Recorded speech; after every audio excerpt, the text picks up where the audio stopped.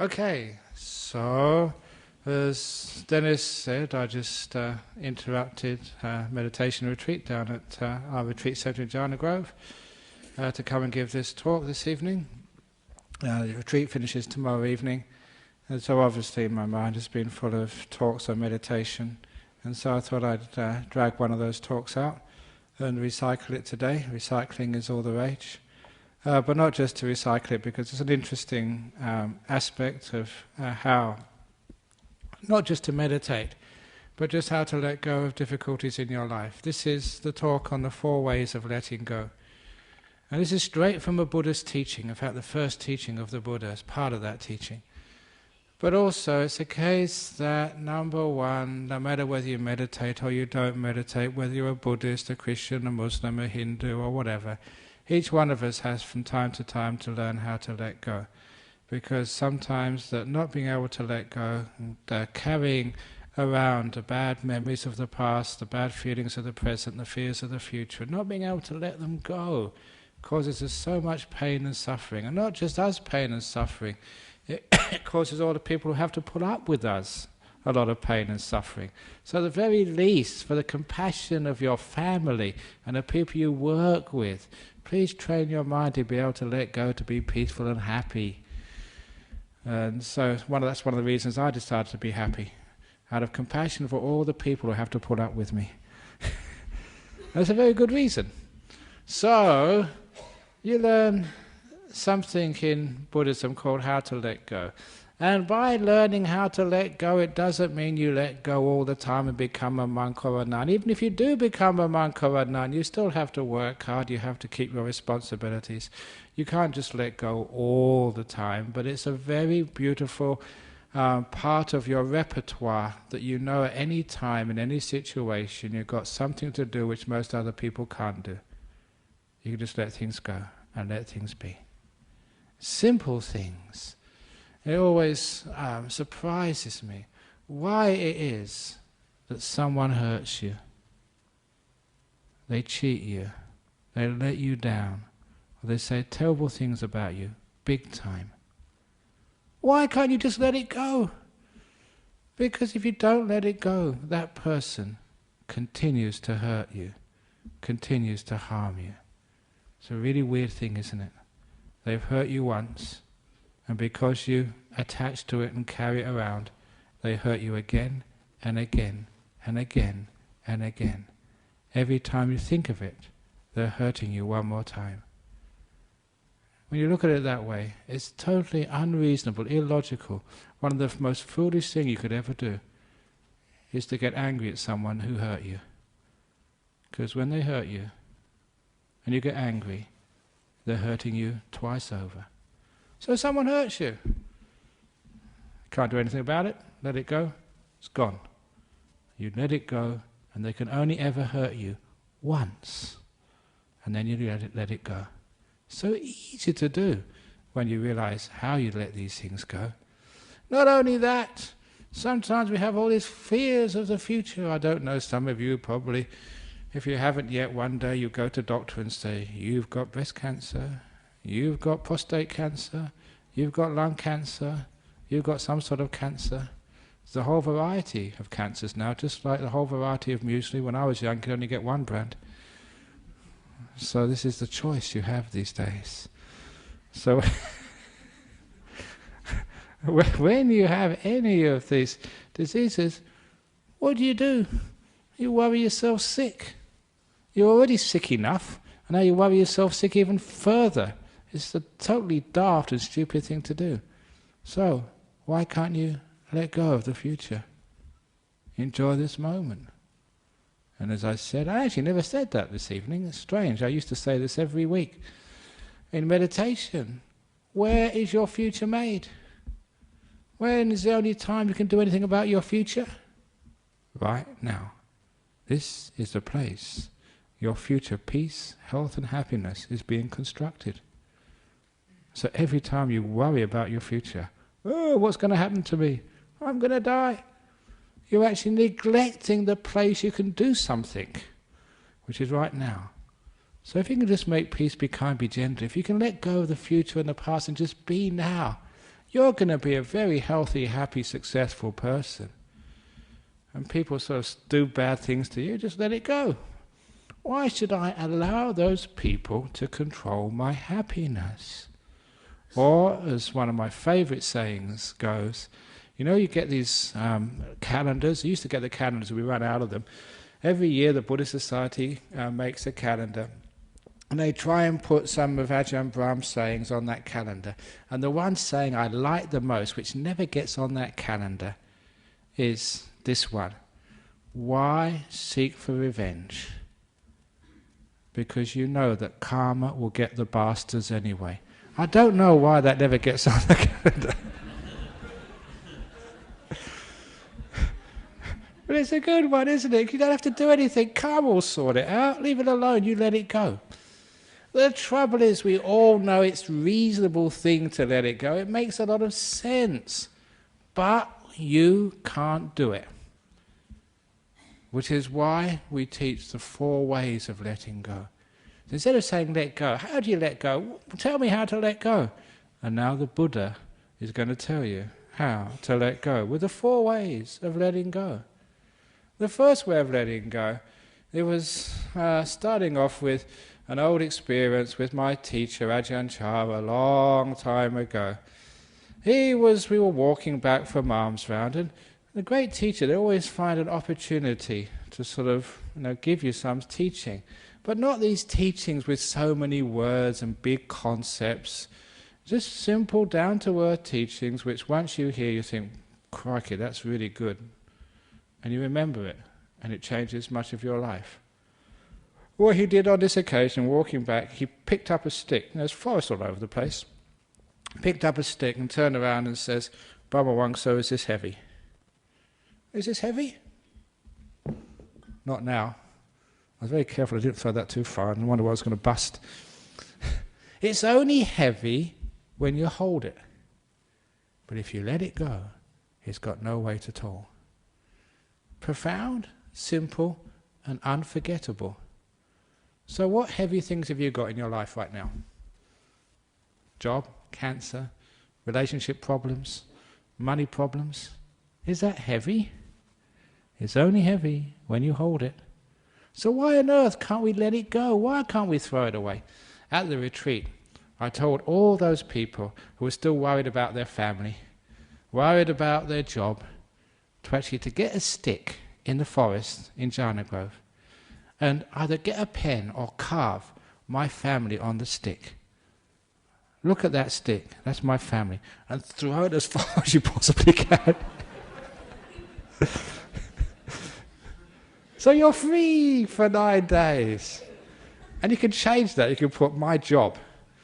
You can put, my husband, my wife, my kids, my life. Throw it away. Because what that does, it gives you an understanding that the first way of letting go is chucking things out. Because you live such complicated lives. You have so many things in your basket. And that means you can not travel lightly on the journey of life. Imagine a big backpack. You see all these backpackers in Perth. I used to go backpacking. My backpack was really small. These days I have huge backpacks. Just wonder what they got in there. What do you actually need in there? Probably got their computer, and they didn't have computers in those days. Just go to a box as a phone if you want to read. Don't have to have your own phone, but you have very light in those days. They get big backpacks. Imagine you've got a big backpack on, and it's really heavy. It's full of all these, not just clothes, but rocks, heavy granite rocks, and you walk through life with this, and you just don't know how to take it off and put it down. You're going to get very tired. You're going to get very sick. And you're going to have no happiness at all. You're going to be so grumpy because every moment of your life you're exhausted. Do you feel exhausted? In your mind? Why? Because you've been carrying too many things in the backpack around your mind. So we actually look in that backpack. What can I throw away? And this is the first way of letting go. See what you can jettison, see what you can throw away. It's amazing. You can throw away many, many more things than you could imagine. And nothing goes wrong. If you throw away all this concern about your future and past, actually nothing goes wrong. That's the first big stone to get out of your backpack and throw away. I don't know about your history. Has it been a good history or a bad history? I haven't got a clue, because I threw my stone out a long time ago. So you're free of your past. The past is a prison. It's a cell with an open door. You can walk out any time you like. But a lot of times, just like people who've been in prison a long time, they're just a bit afraid of leaving. They've been used to that prison cell. So much so, it's hard to walk out. But once they have the courage to let go of the past, just like the prisoner walking out for the first time, freedom. I feel so good and so happy. This big burden, this big pain, this big rock, I've let go of. Isn't that wonderful? So, see if you can look at your past. Even get a stick in the forest, write my past on it, and throw it as far. Even better, get a rock, spray paint past on it, and throw it in the river, and let it sink with no trace left behind. And then imagine how free you feel. You know, you can do this, you can let go of these things. But when we don't have the courage to let go, the first way of letting go with throwing things away is have someone convince you it can be done and it's good to do. A lot of times we think we shouldn't. A lot of times we think we can learn from the past. You don't learn from the past. You actually get a lot of pain from the past. You learn much more from letting go of the past than you do from keeping the past. So we just allow it just to disappear. And as for the future, what might happen next? At the retreat, people were telling me about 2012, when the world is going to end. The tectonic plates are going to shift. There's going to be tsunamis. There's going to be earthquakes. So, forget about having a mortgage. You don't have to pay it off for another 2 years. Of course it's not going to end in 2 years' time or whatever it is. You don't think about that. In fact, I saw in Indonesia, people were talking about it, even in Indonesia, in the islands over there. And I said, look, I volunteer my monastery and the whole Buddhist society of Western Australia with all its assets against your house. I'll bet. If the world ends, you get our monastery and the Buddhist Society of West Australia's assets. If it doesn't end, we get your house. No one took me up on it. Of course, that's not much of a deal. But people are so afraid of the future. And one thing I can guarantee you about your future, I can read futures, just like Ajahn Chah used to do. I can predict. And I predict the future of Australia. And I tell you, I won't be wrong. The future of Australia is uncertain.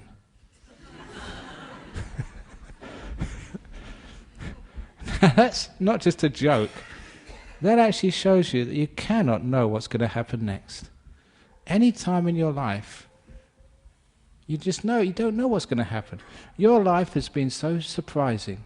It's gone in directions you could never have predicted, each one of you. And that's just the uncertainty of our life. So let go of the future, throw it away. So what we're doing is we're letting go by throwing things out, seeing what we can jettison, see what we don't really need on our journey. And then next thing you can do is throw away this complaining mind. Look, dogs are barking again. How many times do they bark? Should we do something about these dogs? You can't. That's what dogs do. They bark. That's their nature. So throw away all this complaining. Thank you. No. I've finished now. You can stop barking, dogs. Same as your husband. Sometimes you want to throw your husband away. That's what husbands are like. That's what they do. That's what wives do. That's what kids do. I was on this aircraft, many aircraft flying all over Indonesia, and they always have these kids, bah, bah, bah, all the time in the aircraft. And sometimes I think, can we not open the door and throw them out? But I can't do that because I'm a compassionate monk. But instead of throwing the baby out, what you do is you throw your complaining out the window. Stop complaining, let go of that. So I look at my mind, and you've got this what we call fault-finding, complaining mind. You know what that type of mind is. That fault-finding, complaining mind can drive you nuts. There's always something wrong. Buddhist society, there's always something wrong with this place. Like today, we didn't have the right tea.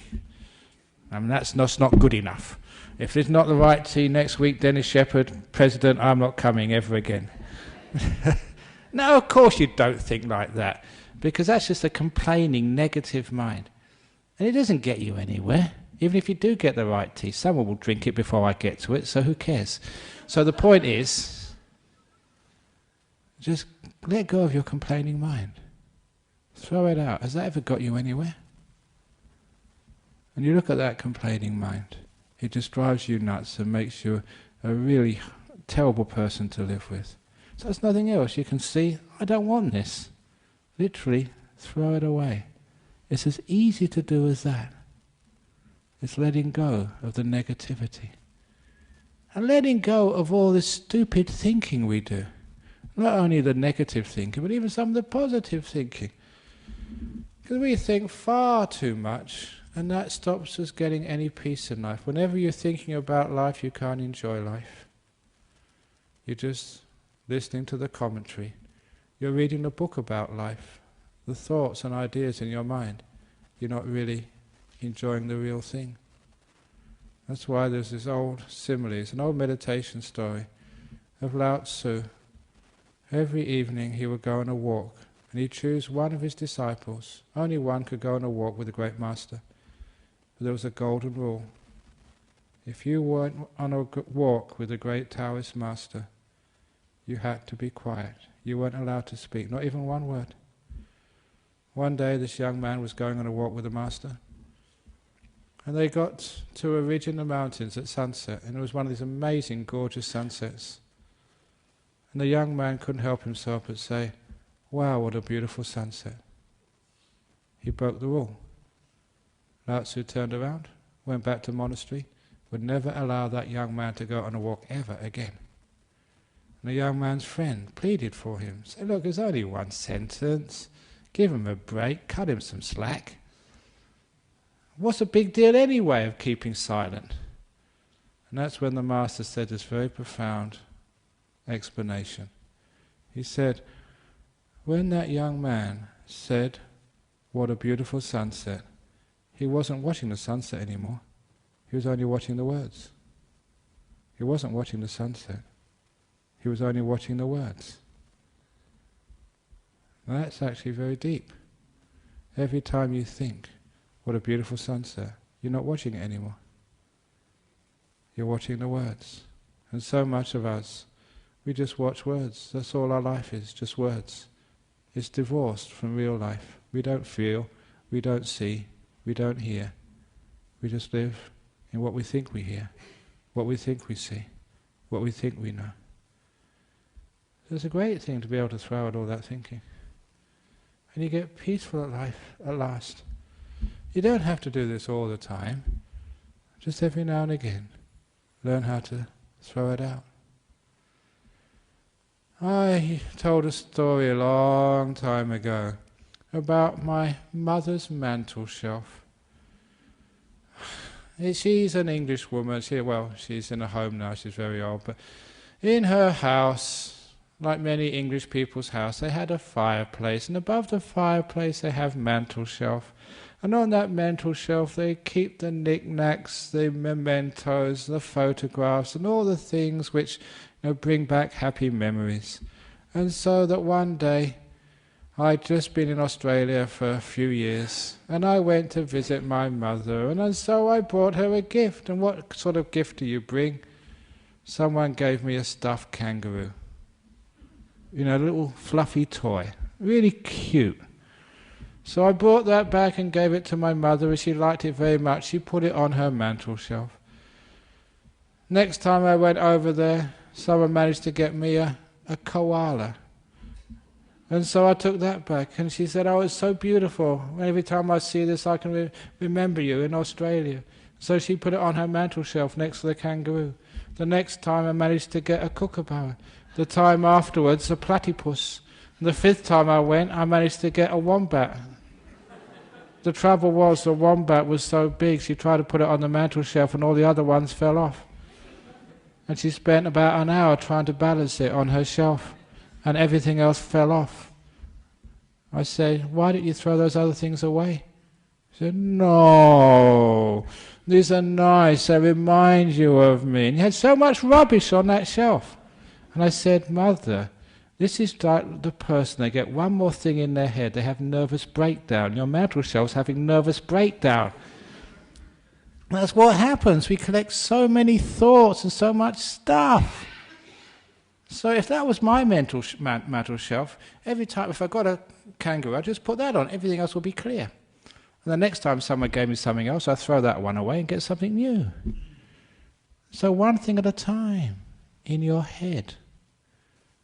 And then your mantel shelf inside your brain never ever has a nervous breakdown. That's what I always do. I have all these jobs which I'm supposed to do. And I've just been on this teaching tour of Indonesia, all over the place. And I'm also spiritual director of Buddhist Society of West Australia, abbot of Bodhinyana Monastery, look after the nuns' monastery at Dhammarasa, spiritual advisor of the Buddhist Society of South Australia, spiritual advisor, patron of whatever, Buddhist Society of Victoria, the director for What Buddha Dhamma in Sydney, spiritual patron of Bodhikusama Meditation Centre, director of Brahm Education Centre in Singapore, spiritual patron of Buddhist Fellowship in Singapore. What else am I doing? Oh, it's vice chair of the Australia Sangha Association. A few other things. I missed out a few. What is it? I forget now. Anyway, I've got all these jobs. But I only do one at a time. So when I'm sort of here in this building, I just put Buddhist Society of Western Australia on my mantel shelf. And that's all I am. And then as soon as I leave, I throw that away. And then I'm just teacher at Jhana Grove Meditation Retreat Centre. And that's the only thing on my mantel shelf. And as soon as I leave that and go back to Bodhinyana Monastery, I throw that away. Now I'm abbot of Bodhinyana Monastery. I just got one thing on my mantel shelf at a time. That's why you're sane and peaceful and happy. So throw things away and only keep one thing, the present moment, what's happening now. That becomes the first way of letting go. Learning to throw things out. And stop keeping so much. Especially don't keep the past or the future. Second way of letting go is just learning what freedom truly is. And this particular story is an anecdote when one of our monks, when I was too busy doing all these other things, we used to go teaching in prisons, but another monk started teaching in prison. And when he started teaching in prison, it was in Casuarina prison, one of the top security jails. After a while, the prisoners there said, "Can you stay back a bit longer? We want to sort of talk to you, just find out about you." So he stayed back a little bit longer. They gave him a cup of tea and some chocolate. If you give a monk a cup of tea and chocolate, they're going to stay forever. So he stayed behind for a bit of tea and chocolate. And they started asking him questions about life in a Buddhist monastery in the West. "What do you guys do? Have you ever wondered what we do, in our monastery?" And so he said, "Okay, the day in the life of a monk, we get up at 4 o'clock in the morning." And just at that, the prisoners were aghast. 4 o'clock in the morning! Even in prison you don't have to get up that time. And the monk, he did actually make a qualification. He said, actually, it's voluntary. It's optional getting up at 4 o'clock in the morning, which is true. It's optional. You can always get up earlier if you want to. That's the only option. And then what do you do? And he told them, "We meditate." He said, "What? Can't you just watch the end of the late night movie?" He said, "No, we don't have TVs. You don't have TVs in the monastery. We have TVs in our cells. In prison. That's terrible." So what do you do then? You have your breakfast. And we do have a breakfast at monastery. We usually have one cup, we have a cereal in it, and that's about it. Or, if someone like Santuti, he has his noodles. But it's only 1 cup, that's all. I said, wow, you know, in Casuarina jail, we can have bacon, we have pancakes, we can have cereal, we have everything there, whatever you want. And he said, you know, why didn't you do that in the monastery? No, so we only have just a bit of cereal and that's it. And then what do you do in the morning? And then we work hard at Bodhinyana Monastery. We do this amazing chores, you know, building. And even I do that. You know, if you go down a retreat centre, it's just, we're doing this ramp, and I was spending 2 days cutting the bricks. You know, this huge angle grinder, really heavy work, getting myself all dusty. And I like some joining in when there's any concrete work. I tell the story once, was doing concrete work. When you do concrete work, even as the monk, you get it all splashed all over you. So, you know, it's boys being boys, and I'm still a boy. You know, still just maybe a bit old to be a boy, but I still like getting myself all dirty. So I get all this concrete on top of me. And as I was walking back to my hut to have a shower, you passed a Sri Lankan woman. And she was in this really expensive sari. She was visiting the monastery. And she came up to me, and I'll never forget this. She said, I've come to see the abbot, Ajahn Brahm. And I was thought very quickly. And I said, madam, if you go to the hall over there, he'll probably be there in about 15 minutes. That was enough time for me to go to my room, get a shower and get changed into some clean robes. And so I went up to the hall, and there she was waiting. And I said, I'm Ajahn Brahm. You know, she never recognised me. That's how dirty I was. And I gave her a nice talk, you know, about the monastery and about Buddhism and what we were doing here. And she was really impressed. And so just before she left, she said, you know, you've got a really good monastery and you're really a good monk, but if you don't mind me saying this, I saw this really dirty monk when I came here, and I think you should do something about that. I said, I'll talk to him later, ma'am. Which I did. So that's actually how hard we work. And when the prisoners heard this, again, they were really surprised. Because, yeah, I mean, in prison you have to do jobs, but I mean, they really take it easy in those jails in Australia. They said they'll never get us to work that hard. And they said, then you have your lunch. Yeah, we have our lunch. We have it, you know, many of you have been to a monastery, we eat it out of a bowl. Everything goes in one bowl. You know, sometimes it's true you do get curry on spaghetti. No, sorry, I got that wrong. You got custard on spaghetti, that's right. Have you ever had custard on spaghetti? Why are you saying yuck for? You've never eaten it. But actually, you're right, it is gross. Sometimes you have custard on spaghetti. I've had ice cream on curry. Chocolate ice cream. Yeah, that's also yucky. Because, you know, you put it in your bowl, and for me, because I'm the senior monk, I put it in the bowl myself, and I give it to somebody to take up, because that's their duty. And by the time they're not really careful, they shake it all over the place. You know, I put it in the right positions when I start. By the time it gets up there, it's all over the place, but that's life. And they were saying that sort of in prison, actually, even when you go to solitary, you get a tray. You know, the custard is here and the spaghetti's over there. It's separate compartments. Don't you have compartments in your bowl? Have a look at our bowls. We don't have compartments. It all goes all over the place. That's disgusting. So what do you do in the afternoons? So we meditate.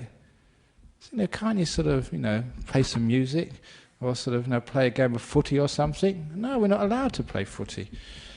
We just meditate all afternoon. So I didn't get bored. So no, what we're supposed to do? I suppose you hang out for dinner. Dinner? We don't have dinner in our monasteries. We just eat in the morning time. There's no dinner. So, or even in prison, they give you something to eat in the evening, and you have snacks throughout the day, whatever you want. So what do you do in the evening then? You know, can you play cards? You know, play Monopoly or something? Pass the time? And he said, no, we can't do that. Don't tell us, they said. You meditate, don't you? Yeah, of course we do. Oh, God. That must be terrible. And then what time do you go to bed? And the monk said, bed? Bed? We don't have beds. I sleep on the floor. They were absolutely disgusted. Even in prison they put you in a little cot with a mattress on top. Not in our monastery, I sleep on the floor. And anyway, the prisoners were actually really surprised. They're really surprised, but not only surprised, they felt sorry for this monk who'd been visiting them. And this is a true story. One of them was so upset that this man, who they got to like, was living in such a hard situation. One of them blurted out, that's terrible in your monastery. Why don't you come in here and stay with us instead? And they had a point. It is actually much more comfortable in any prison in Western Australia than in Bodhinyana Monastery or even in Sabbadanam's monastery. So why is it that people are trying to get out of jail and they're trying to break into our monastery to stay there? Waiting lists. And that got me thinking, what's the difference between a monastery and a prison? Prison is actually more comfortable. Monastery is much more harsher. What's the difference? The only difference is, in a monastery, people want to be there. In a prison, doesn't matter how comfortable it is, people don't want to be there. That's the only difference. And from that, you worked out there are many prisons in life. And I saw the many prisons I'd made for myself, and the many prisons other people continue to make for themselves. Any place you don't want to be, that's your prison. If you don't like this talk, and you're thinking, when's it going to end? This hall is your prison. You don't want to be here. If you're in a relationship which you don't like, your relationship is your prison. You don't want to be there. If you're in a job which is not giving you any satisfaction, another prison for you. Even in a body which is sick, you don't want to be here, your body is now a prison. Any place you don't want to be is a prison. However, it's a very easy way to escape from those prisons you make in life. You don't need to change your husband, your wife. You don't need even to change your job. You don't even need to get better with your sickness. All you need to do is to change your attitude and want to be here. When you want to be here, you're free. Doesn't matter sort of how painful, uncomfortable it is. As long as you want to be here, then you are free. That's called contentment. It's the second way of letting go. I want to be here, wherever here happens to be. And that's one of the most powerful attitudes, especially when you're meditating, and also other times in your life. When you're meditating, doesn't matter what you're experiencing. You can be dull, sleepy, restless, thinking all sorts of weird things in your head. But if you want to be here, you feel peace and freedom. If you want to be somewhere else, you'll always feel this tension and suffering. The great trick is you don't need to change anything except your attitude and want to be here. Not only when you're meditating, but there are many other times in your life. So you're stuck in a traffic jam. You've got no choice. It's not going to move faster because you get angry. So when you're stuck in a traffic jam, want to be there. And if you want to be here, it causes you no stress at all. You feel perfectly free and at ease and at peace in the traffic jams of your life. When you want to go somewhere and you can't. The only thing of stress is, I want to be somewhere else. I don't want to be here. Just like in a prison. If you want to be here, you're free. There comes a time when you're dying, you're sick and in pain. And I've seen so many people struggle at that time.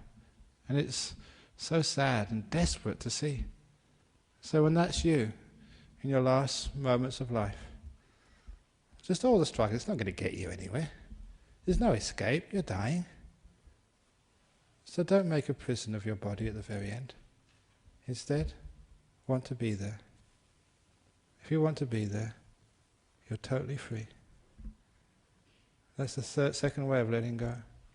Wanting to be here. The third way of letting go, this all comes from the Dhammacakkappavattana Sutta, the third noble truth.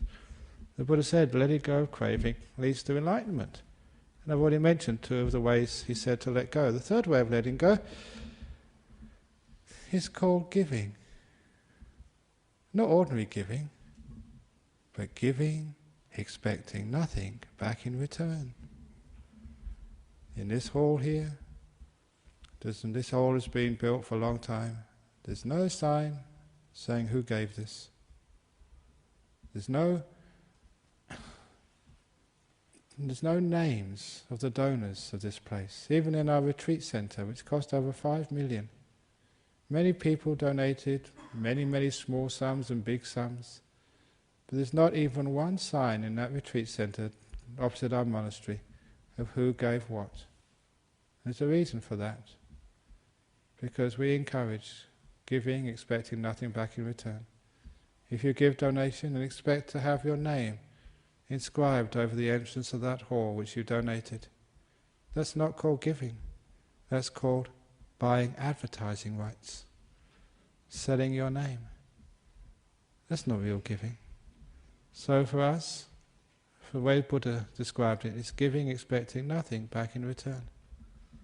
So what does that mean in letting go? When you get married and have a relationship, are you giving? Or are you expecting something back in return?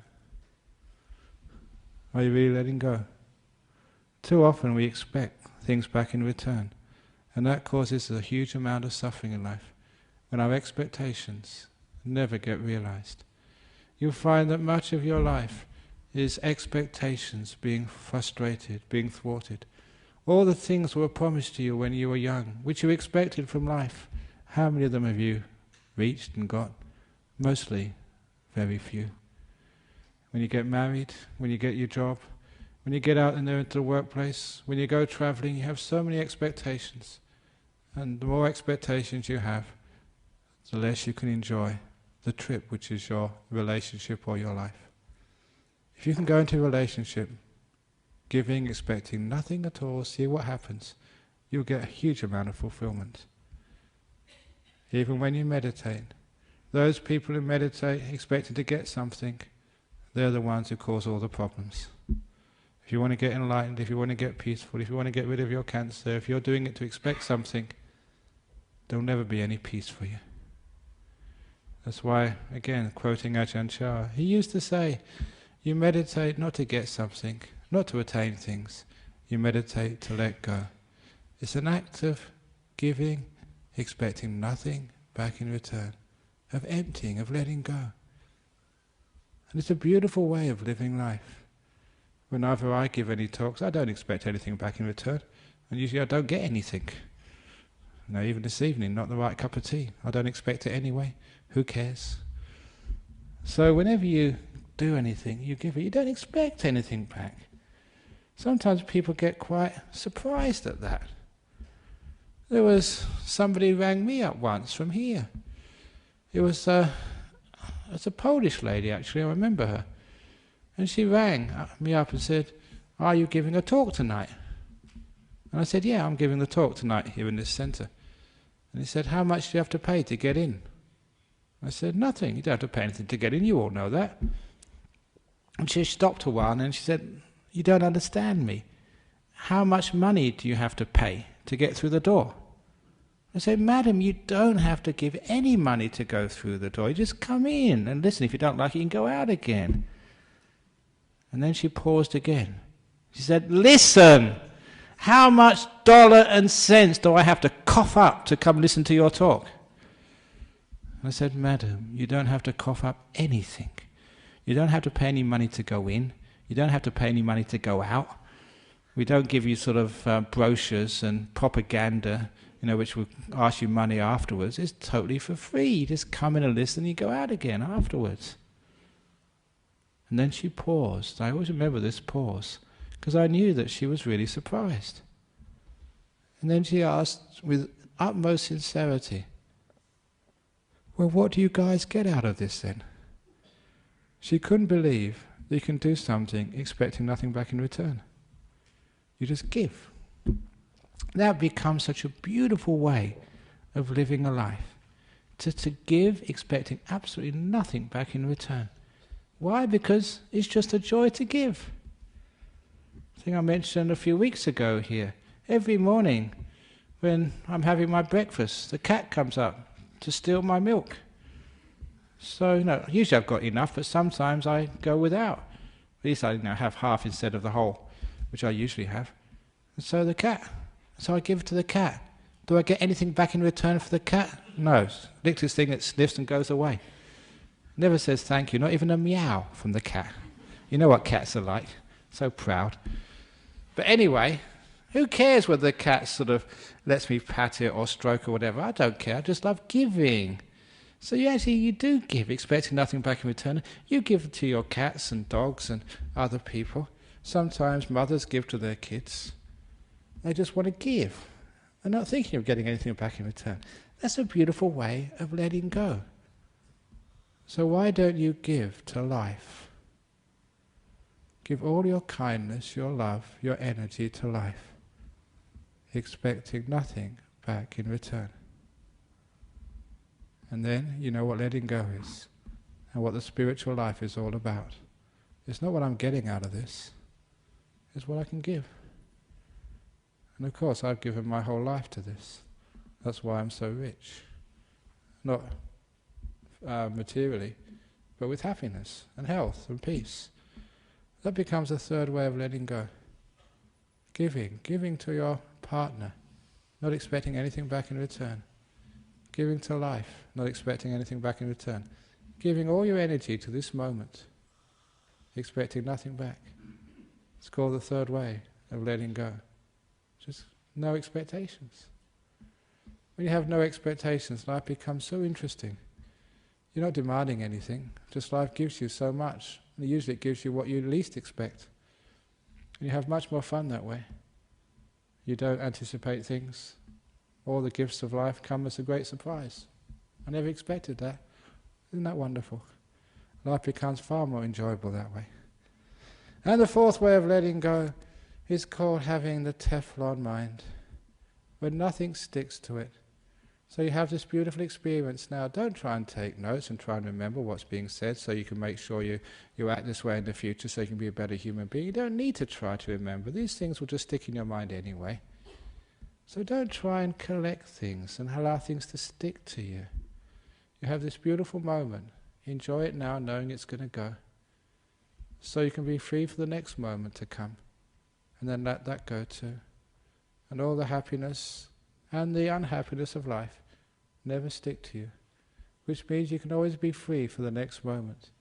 Not allowing the last moment to influence this one. You just flow through life. And again, collecting no mementos. Expecting nothing for the future. Someone says something rotten to you, it just goes right through you. As I say, while we have two ears, if you look very carefully, one says in, the other one says out. So that way, we don't need to keep anything. That way, all of the, even the happy moments, we can let those go too, because be careful, if you keep the happy moments, that gives you so much expectations, so much comparisons, it means you can't enjoy the next moment. Have to let go of all the moments, happy and sad moments, of the past. So you've got this mind, this body, this life to which nothing sticks, which means you can always enjoy whatever's happening next, not allowing the past to stop you being free in the present. And that especially goes with all your knowledge and understanding. Sometimes when we learn something, it sticks to us, and it makes us so, if you don't mind me saying, conceited, that we cannot face the reality of the present moment. People with too much knowledge can never understand the truth of now.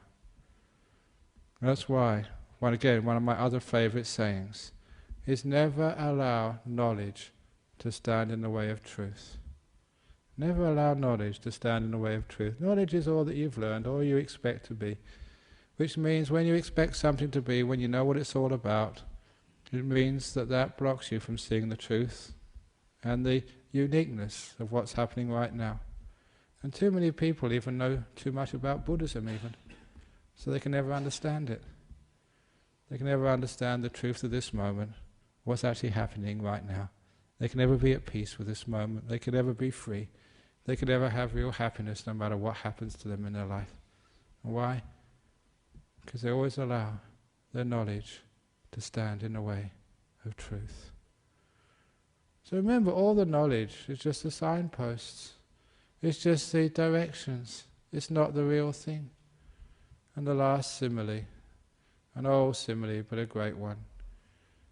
To understand what I mean by not allowing knowledge to stand in the way of truth, there was once a professor of philosophy here in Perth. Yeah?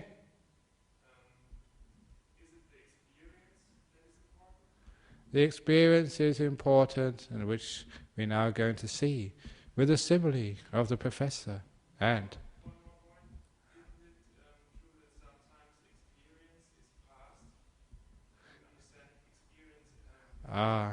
experience is past is when it's interpreted from the knowledge of your past. In other words, you take the experience and you compare it with something else, which means it becomes limited by the past. To learn, the words actually stand in the way of truth. That's why in meditation we learn how to be absolutely quiet, to feel and to know. That becomes the truth. In the same way that the student of Lao Tzu could actually didn't see the sunset, only saw the words. And that great Taoist master made a very good comment. That it is the person, if they want to see the sunset, they've got to put aside all the words.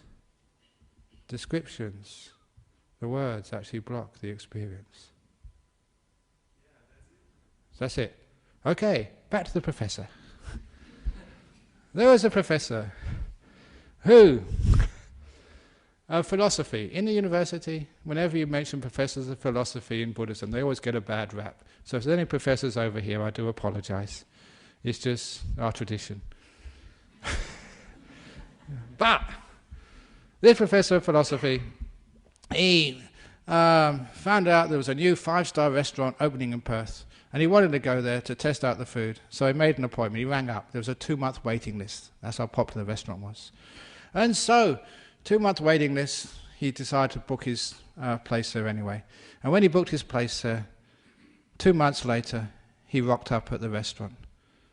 And of course they wanted to see his ID to make sure he'd really booked a place. And so they checked his ID, yes, he was booked in. So he went into the maitre d' took him to his table. He sat down at the table and a waiter came, this really well-dressed waiters, and gave him the menu. And this menu was in thick parchment. And the menu was written in gold letters and calligraphy. Even the menu was a work of art, as you would expect in an expensive restaurant. This is no fish and chip shop. This is a top-class 5-star restaurant. So, he looked at the menu, and then he ate the menu, and then he paid and left. Because the professor had no idea of the difference between the menu and the food. Do you get it? Too often, the menu is one's knowledge, and the food, what you eat, is the experience. Which is why I said, never allow knowledge to stand in the way of truth. So we let go of all of that.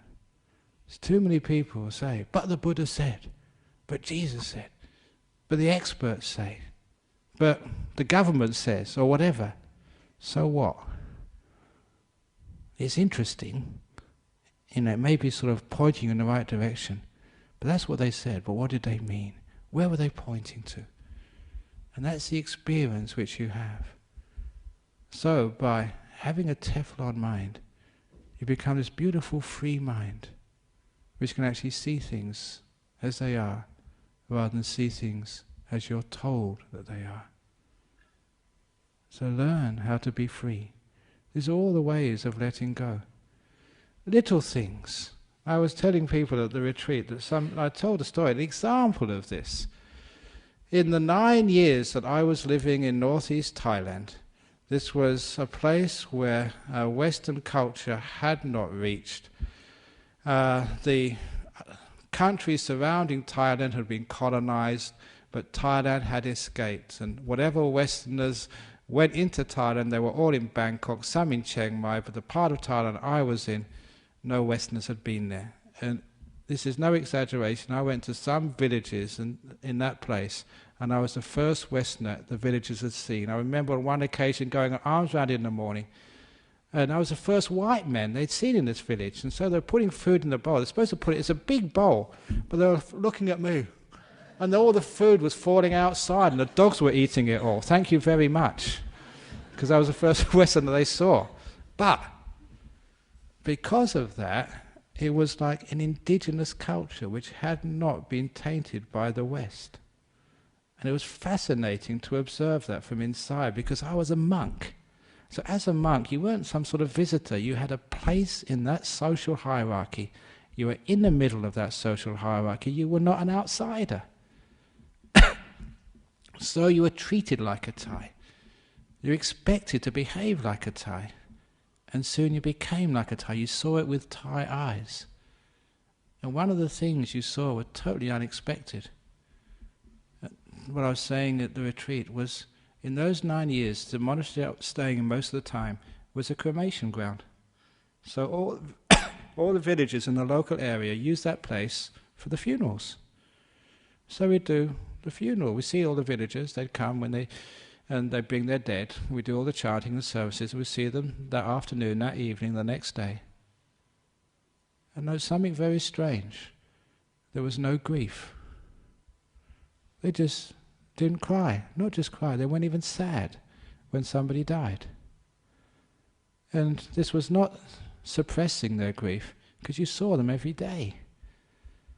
They just wasn't there. It was a culture in which grief was absent. And that really shocked me. And I was there 9 years. So there was no just short visit. And I thought that was impossible, because my learning had said that when you lose someone you love, you have to have grief. The truth of the matter, there was no grief there. You can see? And sometimes people say that's impossible. It was there. Can you see how people, they can't see the truth because of their learning? Never allow your learning to block the truth. So a lot of times we have to let go of even our learning and our assumptions in order to see the truth. And that's having what I call this Teflon mind. Otherwise you'd have all this assumption of who your husband is, who your enemies are, who your friends are, what life is all about, and that will block you seeing what's really out there. And life is totally surprising, at least as far as I'm concerned, what I've seen in my life. Even like Indonesia, my trip to Indonesia, you know, that's where all the Muslim terrorists are, you know, all the Bali bombers, they came from over there. But I had such a wonderful time with the Muslims. They came to all my talks, we had photos together, got interviewed and photographed in the Muslim newspapers. Even one Muslim family, they came to the airport, they just caught me in time. Said, "Oh, Ajahn Brahm, you must sign our book. It's the best book we've ever had." So this whole Muslim family in the veils and everything, me in the middle with the book, having a nice photograph taken together. Isn't that wonderful when people of different religions can have so much fun together? Did you expect that? That was the truth. So a lot of times when we think, Muslims, they don't like Buddhists, that's actually what stops us seeing the truth. So remember, just have a Teflon mind. Don't allow these things to stick, because they will stop you from experience the truth. So these are 4 ways of letting go. And those 4 ways again are just throwing things away. I'm not talking about throwing your material possessions away, but throwing those mental stuff which you keep, the past and the future, worried about the future, and all this other stuff which you worry about. Throw it out. And be simple and be free. Have few possessions. Don't carry so many rocks in the backpack on top of your mind. And number 2 is learning how to be content. It's wonderful having a mobile phone. Isn't that wonderful? So be content that it's ringing. Because it's going to ring anyway. You can't do anything about it. So be happy to be here. That's very nice music. Thank you so much. It's very rare that monks hear music, you know, because we're not allowed to hear music. So it's very wonderful to hear this. Thank you so much. So be content and happy no matter what's happening. Number 3 is actually whatever you do, just give, expecting nothing back in return. So I don't expect thanks. I don't expect anything back. So whatever you like this talk, that's your problem. I've just given my talk, I've done my duty, and that's it. So I don't expect anything back in return. I just give because I love giving. I love teaching. I love serving. I love being kind and seeing what you need next. So that's my joy. So thank you for giving me the chance to teach. That's all I need. Nothing back in return. And that's beautiful, because then you're free with no expectations. And last of all, have a Teflon mind, which nothing sticks. So don't keep things, especially your thoughts, even your knowledge, so you can be free. And then you understand what letting go is. And if you can do that from time to time in your life, you find that most of the problems of life you can overcome. There was a time when you work hard, when you carry things, you do your duties and jobs. There has to be the time when you just put things down and let go. The problem is, as Westerners living in a Western world, or as Asians living in a Western world, we all know about doing things. We're very good at that. But what we don't know is how to put things down, let go and rest. So that's how to let go. The 4 ways of letting go. Thank you for listening. Thank you. I never expected that.